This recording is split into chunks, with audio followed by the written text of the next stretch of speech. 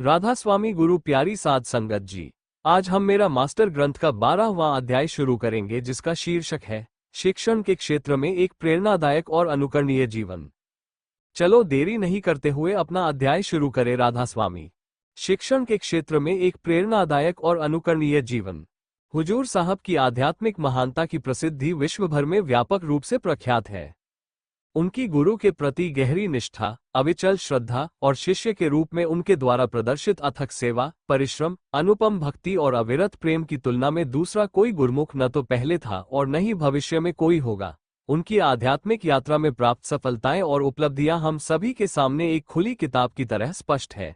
इसके अलावा आश्रम की दीवारों के बाहर उनके द्वारा बिताया गया पेशेवर जीवन भी उनके आध्यात्मिक जीवन की भांति असाधारण था।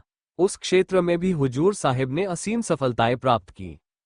हुजूर साहब ने अपने पेशेवर क्षेत्र में भी महानता और प्रेरणास्पदता की अनुपम छाप छोड़ी। अटूट परिश्रम और असाधारण उत्कृष्टता, ये दो ऐसे गुण हैं जो हुजूर महाराज जी के व्यक्तित्व के हर कण में समाहित थे और उनके चरित्र को पूर्णतया परिभाषित करते हैं। इसलिए चाहे वे आश्रम की चारदीवारी के भीतर हो या अपने स्कूल की चारदीवारी में, उनकी प्रतिभा और क्षमता हर जगह उत्कृष्टता के प्रतीक के रूप में चमकती रही। हुजूर साहिब जब बड़े महाराज जी की शरण में आए, वे उस समय कलिंगा के सरकारी स्कूल में एक मास्टर के पद पर कार्यरत थे, जहां वे 10वीं कक्षा तक के विद्यार्थियों को अंग्रेजी पढ़ाते थे। उनका पेशेवर जीवन उनके सहकर्मियों की तुलना में आसान नहीं था, क्योंकि उन्होंने हरियाणा के विभिन्न जिलों में कम से कम 7 स्कूलों में बदली का सामना किया। उनकी विभिन्न तैनातियां की सूची निम्नलिखित है। 1. सोंध गांव, पलवल, दिनोद से लगभग 150 किलोमीटर। 2. गुड़ियानी, कोसली, दिनोद से लगभग 80 किलोमीटर। 3. चहर कला, लोहारू, दिनोद से लगभग 70 किलोमीटर। 4. घानी कुशाल, हांसी, दिनोद से लगभग 45 किलोमीटर। 5. नाहर, कोसली, दिनोद से लगभग 70 किलोमीटर। 6. कलिंगा, भिवानी, 1976। 7. बाजीना, 1982। 1970 के दशक में, जब सड़कों का ढांचा बहुत ही खराब और सार्वजनिक परिवहन अविकसित था, यातायात एक कठिन और तनावपूर्ण प्रक्रिया थी। इस संदर्भ में यदि हम हुजूर साहिब के आध्यात्मिक जीवन को एक बार के लिए अलग रखकर केवल उनके पेशेवर जीवन पर ध्यान दें, तो हमें पता चलता है कि सिर्फ रोजगार कमाने के लिए भी उन्होंने कठिन परिश्रम और तपस्या की है। उनकी दिनचर्या के विश्लेषण से स्पष्ट होता है कि इस तरह के संघर्षों का सामना करने के कारण ही वे एक सम्मानित और पूजनीय हस्ती बन गए हैं। आपको हुजूर साहिब के निजी जीवन के एक दिन की दिनचर्या का संक्षिप्त अनुमान देने के लिए उनकी दैनिक दिनचर्या साझा की जा रही है। हुजूर साहिब दिनोद गांव में रहते थे और सुबह के अंधेरे में लगभग 5 बजे अपने घर से निकलकर स्कूल की ओर जाते थे। वह लगभग 15 किलोमीटर साइकिल चलाकर भिवानी रेलवे स्टेशन पहुंचते थे और 6 बजे की ट्रेन पकड़ते थे। उन्हें अपने स्कूल तक पहुंचने के लिए करीब 80-90 किलोमीटर की रेल यात्रा करनी पड़ती थी। सुबह के 7:30 बजे कोसली रेलवे स्टेशन पर पहुंचकर फिर नाहर गांव जाने के लिए बस में सवार होते थे और 3 घंटे के इस लंबे सफर के बाद 8 बजे तक नाहर गांव स्थित अपने स्कूल पहुंचते थे। यह उनके रोजाना के संघर्षों का एक छोटा सा हिस्सा मात्र है। इसके बाद वे अपने मुख्य दायित्व, जो कि दिन भर छात्रों को पढ़ाना और अपने अन्य शिक्षक के कर्तव्यों को पूरा करते थे। अपने सभी कर्तव्यों को समाप्त करके 4 बजे के आसपास उन्हें फिर से घर वापसी के लिए उसी लंबे और जटिल सफर का सामना करना पड़ता था। वे रात्रि में लगभग 8 बजे तक घर में वापस अपने कदम रख पाते थे। उन्हें अपनी नींद पूरी करने के लिए मात्र 3-4 घंटे ही मिलते थे और फिर वे अगले दिन सुबह 3 बजे उठकर फिर से उसी यात्रा की कठिनाइयों का सामना करने के कवायद में जुट जाते थे, जिसको अभी आपके साथ ऊपर वर्णित किया। ये प्रयत्नशीलता भरे संघर्ष का अनुभव सन 1976 में बड़े महाराज जी से मिलने तक यूं ही जारी रहा। उनकी कृपा के कारण, उनके मार्गदर्शन लाभ से ही हुजूर साहिब को कोसली 70 किलोमीटर से नजदीकी गांव कालिंगा प्रायः 40 किलोमीटर के स्कूल में तबादले की शुभ खबर मिल गई। पर जब 1977 में जब हुजूर साहिब आश्रम में शरणागत हो गए, तब भी वहां से हर रोज कलिंगा गांव जाना उस समय इतनी सरल और छोटी बात नहीं था। जरा सोचिए, रोजाना ब्रह्म मुहूर्त में लगभग 4 घंटे गुरु सेवा में बिताने के बाद सुबह 6 बजे ही आश्रम से स्कूल के लिए निकल जाने के लिए हुजूर साहिब के हृदय में किस तरह की प्रतिबद्धता मौजूद थी। हुजूर साहिब रोजाना आश्रम से भिवानी बस स्टॉप लगभग 15 किलोमीटर तक अपनी एटलस साइकिल से पहुंचते थे। फिर वे वहां अपनी साइकिल खड़ी करते थे और गांव खरक तक पहुंचने के लिए एक हरियाणा रोडवेज बस में सवार होते थे। खरक पहुंचकर गांव कलिंगा में स्थित स्कूल तक पहुंचने के लिए उनको फिर एक घोड़े द्वारा खींची जाने वाली एक साझा तांगा में सवार होना पड़ता था। ऐसे परिदृश्य का कल्पना करना असंभव और किसी किस्सा किताबों में लिखा हुआ जैसा लगता है। इन सभी कठिनाइयों का सामना करते हुए भी हुजूर साहिब ने कभी भी इसके बाद वे अपने मुख्य दायित्व जो कि दिन भर छात्रों को पढ़ाना और अपने अन्य शिक्षक के कर्तव्यों को पूरा करते थे। अपने सभी कर्तव्यों को समाप्त करके 4 बजे के आसपास उन्हें फिर से घर वापसी के लिए उसी लंबे और जटिल सफर का सामना करना पड़ता था। वे रात्रि में लगभग 8 बजे तक घर में वापस अपने कदम रख पाते थे। उन्हें अपनी नींद पूरी करने के लिए मात्र 3-4 घंटे ही मिलते थे और फिर वे अगले दिन सुबह 3 बजे उठकर फिर से उसी यात्रा की कठिनाइयों का सामना करने के कवायद में जुट जाते थे, जिसको अभी आपके साथ ऊपर वर्णित किया। ये प्रयत्नशीलता भरे संघर्ष का अनुभव सन 1976 में बड़े महाराज जी से मिलने तक यूं ही जारी रहा। उनकी कृपा के कारण उनके मात्र दर्शन लाभ से ही हुजूर साहिब को कोसली 70 किलोमीटर से नजदीकी गांव कालिंगा प्रायः 40 किलोमीटर के स्कूल में तबादले की शुभ खबर मिल गई। पर जब 1977 में जब हुजूर साहिब आश्रम में शरणागत हो गए, तब भी वहां से हर रोज कलिंगा गांव जाना उस समय इतनी सरल और छोटी बात नहीं था। जरा सोचिए, रोजाना ब्रह्म मुहूर्त में लगभग 4 घंटे गुरु सेवा में बिताने के बाद सुबह 6 बजे ही आश्रम से स्कूल के लिए निकल जाने के लिए हुजूर साहिब के हृदय में किस स्तर की प्रतिबद्धता मौजूद थी। हुजूर साहिब रोजाना आश्रम से भिवानी बस स्टॉप लगभग 15 किलोमीटर तक अपनी एटलस साइकिल से पहुंचते थे। फिर वे वहां अपनी साइकिल खड़ी करते थे और गांव खरक तक पहुंचने के लिए एक हरियाणा रोडवेज बस में सवार होते थे। खरक पहुंचकर गांव कलिंगा में स्थित स्कूल तक पहुंचने के लिए उनको फिर एक घोड़े द्वारा खींची जाने वाली एक साझा तांगा में सवार होना पड़ता था। ऐसे परिदृश्य का कल्पना करना असंभव और किसी किस्सा किताबों में लिखा हुआ जैसा लगता है। इन सभी कठिनाइयों का सामना करते हुए भी हुजूर साहिब ने कभी भी सुस्ती और आलस को अपने आप में स्थान नहीं दिया। वे स्कूल हो या आश्रम, हर जगह सबसे मेहनती सेवक के रूप में उभरे।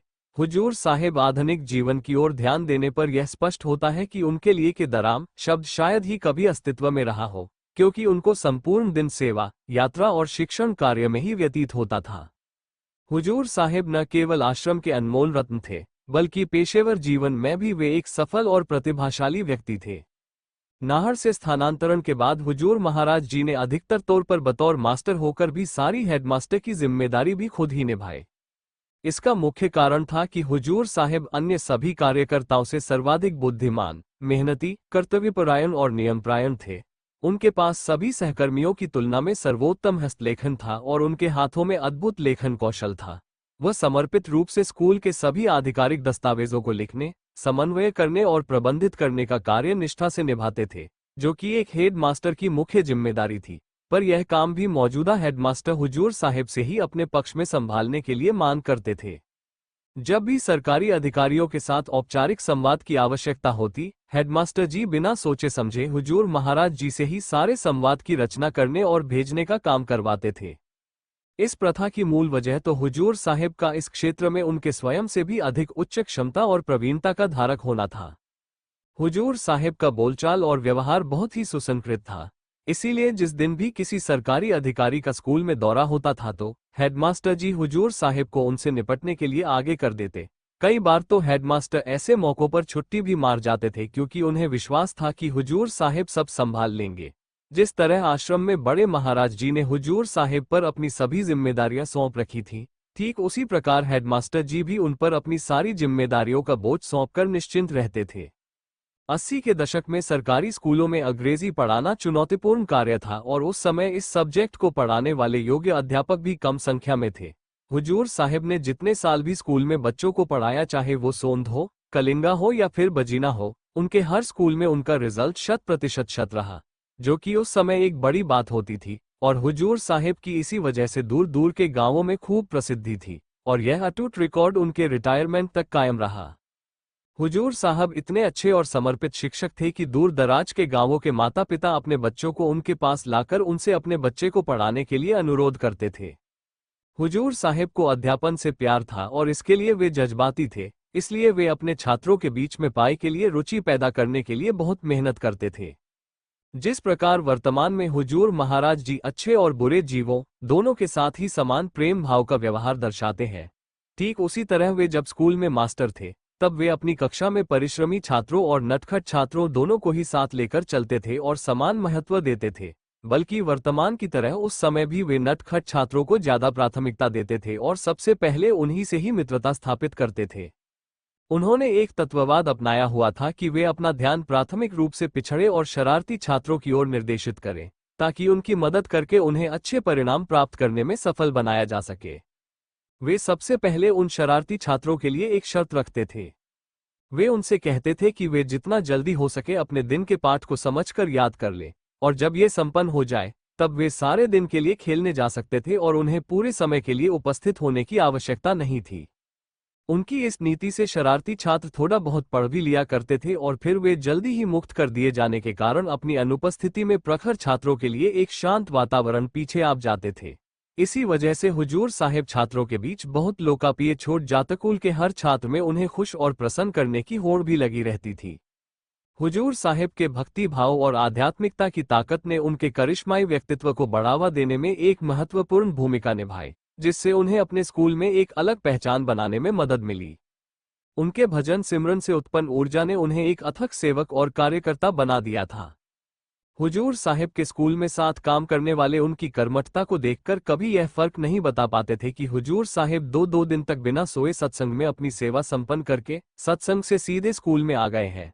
बल्कि कई बार ऐसे मौके आए जब उनके अन्य साथी अध्यापक सरकारी नौकरी के चलते स्कूल की तफरी में आराम फरमाते थे। इसके ठीक विपरीत हुजूर साहिब खाली समय में भी स्कूल में हमेशा किसी न किसी सेवा में जुटे रहते थे। इसी वजह से वे अपने पेशेवर क्षेत्र में भी एक प्रेरणा स्रोत बने। एक बार संयोगवश बड़े महाराज जी ने कलिंग गांव में सत्संग फरमाया और उस दौरान हुजूर साहिब भी कलिंग गांव के स्कूल में ही तैनात थे। सत्संग समाप्त होने के उपरांत बड़े महाराज जी ने हुजूर महाराज जी से कहा, चल मास्टर, आज तेरा स्कूल देख कर आएंगे। फिर बड़े महाराज जी, हुजूर साहिब और साथ आए अन्य सेवादार हुजूर साहिब के स्कूल जा पहुंचे। वहां हुजूर साहिब के अलावा लगभग 40 अध्यापक काम करते थे। बड़े महाराज जी ने बड़े चाव से स्कूल का दौरा किया और सभी कर्मचारियों को अपने दिव्य दर्शन और आशीर्वाद दिया। स्कूल के संपूर्ण स्टाफ से मिलने के बाद जब बड़े महाराज जी वापस गाड़ी में आकर बैठे तो सबसे बोले, आज मैंने स्कूल में सबसे मुलाकात की, पर 40 लोगों में से असली मास्टर तो हमारा ही है, बाकी सभी तो मुझे बस यूं ही काम चलाओ लगे। संत जाने जान होते हैं। बड़े महाराज जी ने एक झलक में ही देखकर बता दिया था कि इतने बड़े स्कूल में हुजूर साहिब सबसे उच्च कोटि के अध्यापक हैं। हुजूर साहिब अपने पेशेवर जीवन में इतने मेहनती थे कि लोग उनकी प्रशंसा और बड़ाई करने के लिए अपने आप मजबूर हो जाते थे। इस कपटी और स्वार्थी युग में जहां लोग अपने सगे संबंधियों और रिश्तेदारों की सफलता हजम नहीं कर पाते, उसी दौर में हुजूर साहिब ने अपने काम का स्तर ऐसे उच्च पेशेवर मानकों पर पहुंचा दिया था कि लोग 20-20 किलोमीटर दूर से चलकर आश्रम में बस हुजूर साहिब के काम की सराहना और उनका महिमामंडन करने आ जाते थे। एक बार की बात है, हुजूर साहिब अपने निजी काम से आश्रम से बाहर गए हुए थे। उनकी अनुपस्थिति में उन्हीं के स्कूल के एक सहयोगी शिक्षक बड़े महाराज जी के दर्शनों के लिए आश्रम आ गया। बड़े महाराज जी उस समय संगत को दर्शन दे रहे थे।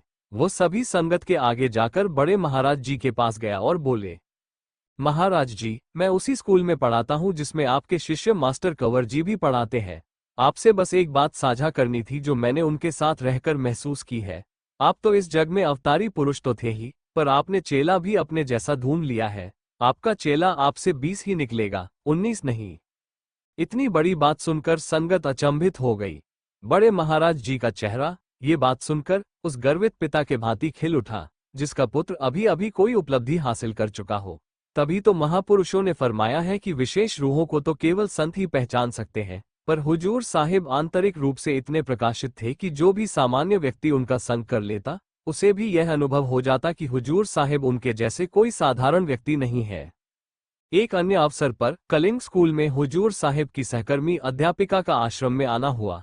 बड़े महाराज जी से मिलने पर वह अपनी उत्सुकता को काबू में नहीं रख पाई और उन्होंने बड़े महाराज जी के साथ अपना एक अत्यंत विचित्र विचार साझा किया।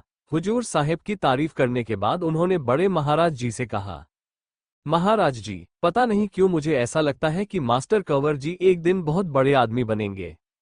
उनके इस भोले विचार को सुनकर बड़े महाराज जी ने उनसे मजाकिया अंदाज में पूछा, बहुत बड़ा आदमी मतलब हेडमास्टर बन जाएगा क्या? अपने विचार को और स्पष्ट करते हुए उन्होंने जवाब दिया, नहीं महाराज जी, बड़ा आदमी से मेरा मतलब है बहुत ही बड़े ओहदे का आदमी, जैसे कि मुख्यमंत्री या प्रधानमंत्री, कुछ इस तरह का, क्योंकि मुझे यह आम इंसान जैसे नहीं लगते। इनके चरित्र और चेहरे पर अलौकिक तेज को देखकर ऐसा महसूस होता है कि ये एक दिन बड़े जनसमूह का नेतृत्व करेंगे। उनके इस प्रेम भरे प्रकटीकरण को सुनकर बड़े महाराज जी हंसकर बोले, हाँ, बात तो ठीक कह रही है। मास्टर एक दिन जरूर बहुत बड़ा प्रधान बनेगा।